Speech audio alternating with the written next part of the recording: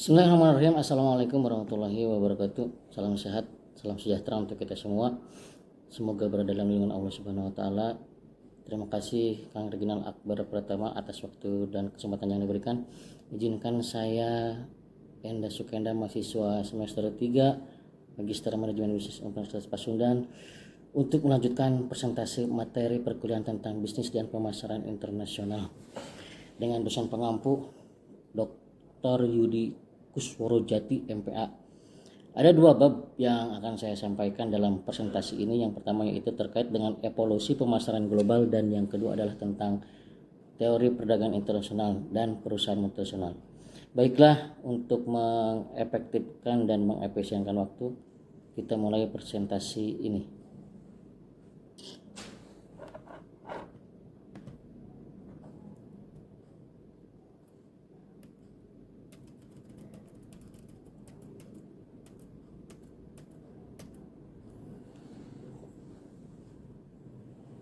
Evolusi pemasaran global. Bicara evolusi pemasaran global yaitu bicara tentang apa itu marketing. Pemasaran melibatkan perencanaan, pelaksanaan, konsepsi, penetapan harga, promosi, dan distribusi ide, produk, dan layanan. Pemasaran melibatkan kepuasan pelanggan dan kebutuhan mereka saat ini dan masa depan. Pemasaran lebih dari sekedar penjualan dan melibatkan seluruh perusahaan. Dalam strategi pemasaran, perusahaan selalu berada di bawah tekanan kompetitif untuk memojokkan keduanya secara reaktif dan proaktif. Ada beberapa tahapan dalam evaluasi pemasaran. Adapun terdiri dari 5 tahapan. Yang pertama adalah pemasaran domestik, pemasaran ekspor, pemasaran internasional, pemasaran multinasional, dan pemasaran global.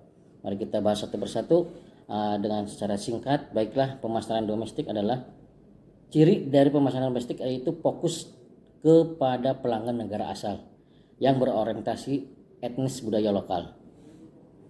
Pemasaran ekspor terdiri dari ekspor langsung dan ekspor secara tidak langsung.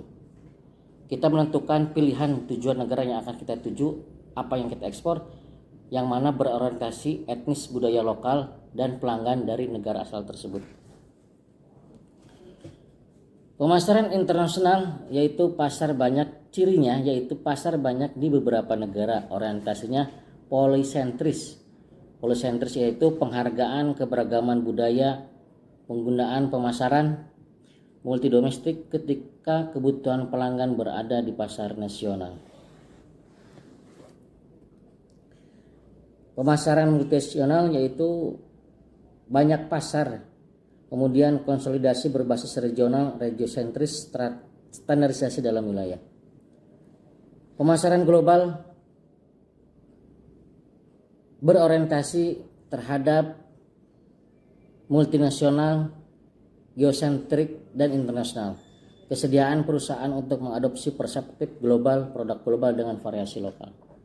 Di bawah ini atau di slide berikut ini yaitu terdapat gambar 1-2 tentang evolusi global marketing atau evolusi pemasaran global. Dari slide di sini bisa dilihat pemasaran domestik, pemasaran ekspor, pemasaran internasional, pemasaran multinasional, dan pemasaran global.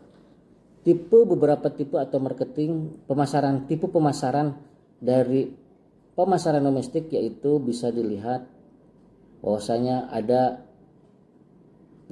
marketing domestik itu berfokus kepada lokal, kemudian orientasinya ke etnosentrik, kemudian rencana produknya yaitu tentang pengembangan dari negara tersebut, dan keputusan dalam mengambil pemasarannya itu dibuat berdasarkan kantor pusat. Kemudian sebelah kanan kita bisa lihat ciri-ciri dari pemasaran ekspor yaitu pemilihan negara, kemudian kemana negara yang akan kita tuju, kemudian orientasinya etnosentrik. Selanjutnya produk planningnya, pengembangan terpusat sesuai kebutuhan negara asal tersebut. Selanjutnya pemasaran internasional. Tipe marketingnya yaitu eh, strategi bagaimana memodifikasi strategi pemasaran, mengembangkan dan mempromosikan ke berbagai negara, lebih dari satu negara. Adapun orientasinya yaitu polisentrik. Kemudian produk planningnya lokal produk, pengembangan berbasiskan dengan kebutuhan lokal yang ada. Marketing mixnya asli buatan dari masing-masing negara. Kemudian multinational marketing bisa dilihat di sini, yaitu bagaimana ciri khas yang pertama ya adalah membuat strategi, memodifikasi, kemudian mengembangkan dan mempromosikan di negara asal dan di negara luar, negara, country, negara, region, wilayah. Orientasinya regiosentrik. Kemudian produk planningnya yaitu standarisasi within region but not across. Artinya standar produk yang dibuat itu berdasarkan standar tapi tidak untuk disilangkan. Kemudian marketing mix decisionnya yaitu dibuat berdasarkan negara atau wilayah tertentu. Dan terakhir yaitu sebelah kanan saya atau sebelah kanan dalam slide ini yaitu pemasaran global. Pemasaran global yaitu tipe pemasarannya koordinasi berbagai negara dan wilayah, mengintegrasikan, kemudian mengalokasikan research untuk menyeimbangkan dengan sesuai pertumbuhan. Orientasinya geosentrik dan produk planningnya yaitu global product dan lokal variasi. Artinya bisa bervariasi lokal. Kemudian marketingnya itu made in joint with mutual consultation. Pemasaran global mengacu pada kegiatan pemasaran yang menggunakan hal berikut. Ada beberapa hal yang bisa sebagai acuan pada kegiatan pemasaran global. Yang pertama yaitu upaya standarisasi, yang mana upaya standarisasi ini adalah suatu langkah atau suatu proses untuk menstandarkan satu produk antara satu dengan yang lain, termasuk dengan apa itu price-nya, kemudian bagaimana itu kemasannya dan produknya seperti apa harus distandarisasikan. Ada ketentuan-ketentuan khusus. Yang kedua yaitu hal-hal yang perlu diperhatikan juga terkait koordinasi antar pusat. Artinya koordinasi antar pusat, koordinasi antar pasar. Koordinasi antar pasar. Yang ketiga integrasi global. Pemasaran global tidak berarti bahwa produk dapat dikembangkan di mana saja dalam skala global. Artinya pemasaran global ini bisa dikembangkan di mana saja, tidak hanya dalam satu negara. Kemudian pemasaran global harus menentukan geografi negara tersebut, ekonominya seperti apa, iklimnya seperti apa, budayanya. Itu sangat mempengaruhi cara bagaimana perusahaan kita untuk mengembangkan suatu produk tertentu. Kemudian internet. Tidak dipungkiri bahwasanya dengan perkembangan internet dapat menambahkan suatu dimensi baru pada pemasaran global. Dengan ada internet kita bisa mengembangkan suatu inovasi yaitu e-commerce, yang mana bahwasanya e-commerce ini bisa mendapatkan suatu penghematan efektif efisiensi terhadap pelaku pasar dengan cara menjual secara online.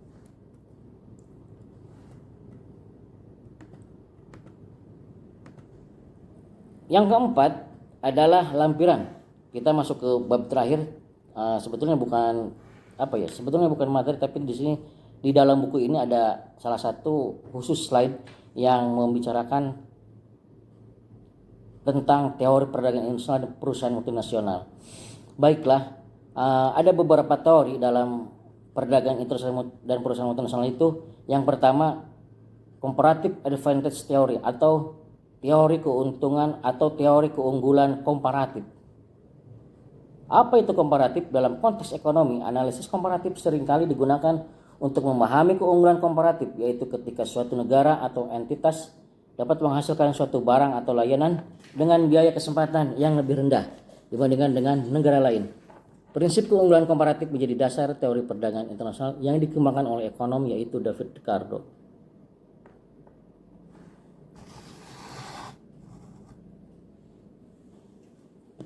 Bagaimana ciri dari teori keunggulan komparatif? Yang pertama adalah dari teori ini kita dapat mendapatkan suatu keuntungan yang mutlak, keunggulan komparatif, ketentuan perdagangan komoditas, prinsip perdagangan internasional, dan teori faktor endowment. Negara cenderung mengekspor barang yang menggunakan faktor produksi yang melimpah di negara tersebut. Kemudian yang kedua yaitu teori International Product Cycle Theory, atau suatu teori yang berbicara tentang suatu siklus kehidupan produk internasional. Dalam teori ini menjelaskan atau menitikberatkan terhadap skala ekonomi, bisa dilihat di gambar 1.4. Yang pertama, keunggulan komparatif pekerjaan, yaitu 1% day productivity. United States, Amerika, dan Cina perbandingannya itu sebelum beberapa personal yang menggunakan komputer itu atau 2 desk. Kemudian Cina memerlukan atau mempunyai kebutuhan 2 personal komputer atau 1 desk. Production and consumption, Amerika, Cina, dan worldwide. Luar negeri, sebelum perdagangan Amerika membutuhkan atau mengalokasikan sekitar 100 personal komputer dan sekitar 20 desk yang dibutuhkan. Adapun spesialisasinya 160 personal komputer dan 0 desk. Sebelum perdagangan. Setelah perdagangan mengerucut komputernya, personal komputernya hanya cukup 110 dengan penambahan desknya yaitu sekitar 20. Sementara dengan negara Cina itu sebelum perdagangan menggunakan tenaga personal sebanyak 40 orang dengan 30 desk. Kemudian untuk mengkhususkan sebelum perdagangan itu hanya tidak sama sekali, bahkan Cina tidak sama sekali menggunakan personal komputer, hanya menambahkan 50 desk yang mana sebelumnya hanya 30, kemudian dispesifikasikan yaitu peningkatan 20 yaitu jadi 50. Dan setelah perdagangan itu dimulai, Cina akhirnya menambahkan total di mana mulai dari awal sebelum dan spesialisasi itu menjadi 50 personal dan desknya kembali ke awal yaitu 30. Lalu selanjutnya dari Amerika dan Cina, kedua negara tersebut lahirlah atau luar negeri dengan berbagai macam teknologi dari 140 personal dan 50 personal, kemudian spesialisasinya 160 dan 50 personal, dan setelah perdagangan 160 personal komputer dan 50 desk. Artinya apa? Artinya dari dua negara ini penggunaan atau suatu perkembangan komputer memang sangat sekali dibutuhkan. Karena dengan kecepatan dan permintaan pasar ini perlu suatu kecepatan sehingga untuk mengakomodir atau memenuhi kebutuhan pasar itu antara personal komputer dan kebutuhan komputer itu sangat besar sekali. Dan terakhir, teori life cycle international product atau siklus hidup produk internasional.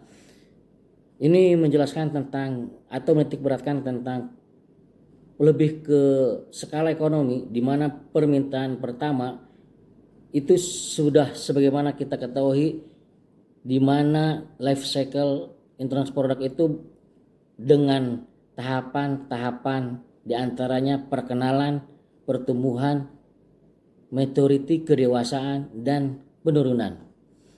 Introduction, growth, maturity, decline.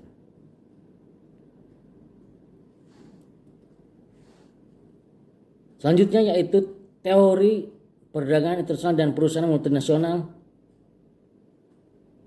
yang mana ruang lingkup ekonomi pertama sebagai acuan, kemudian yang kedua kesenjangan teknologi, yang diperhatikan juga persamaan frekuensi dan tahapan teori siklus produk internasional. Tahap internasional, tahap pengenalan, perusahaan Amerika melakukan inovasi pada produk baru di negara asalnya. Kemudian tahap pertumbuhan, standar produk muncul dan produksi massal menjadi mungkin dilakukan. Dan tahap pendewasaan, banyak perusahaan Amerika dan asing bersaing untuk mendapatkan pasar di pasar internasional secara bersamaan. Yang mana akhirnya tahap tersebut kemudian berubah atau mengalami penurunan dari kedewasaan menjadi decline, di mana perusahaan-perusahaan di negara berkembang juga mulai muncul memproduksi produk-produk yang memasarkan ke seluruh dunia. Dan terakhir adalah internalization transaction cost theory atau suatu teori tentang biaya transaksi. Ini menitik beratkan tentang rezim kesesuaian, desain dominan, kemudian kemampuan manufaktur and marketing.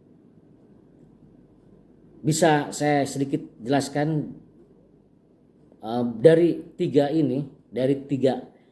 teori atau landasan dari teori biaya transaksi ini, yang mana kesesuaian dalam pengertian di sini yaitu bagaimana menyesuaikan tentang itu harga, tentang itu standarisasi, tentang itu berbagai macam ragam di suatu negara yang memang harus distandarisasikan, harus disesuaikan dengan kebutuhan negara tersebut. Bila mana contoh saja misalkan kita akan mengekspor, kita akan melakukan suatu ekspor produk yaitu seperti mie, Indomie. Katakanlah Indomie itu untuk di Jepang mungkin masih bisa dinikmati, tapi untuk di luar Jepang, mungkin di luar negeri yang lainnya sangat kurang sekali terhadap memakan mie, tapi lebih mengutamakan tentang gandum atau seperti roti. Maka dari itu hal-hal seperti inilah yang perlu kita perhatikan untuk majunya atau suksesnya dalam perdagangan internasional.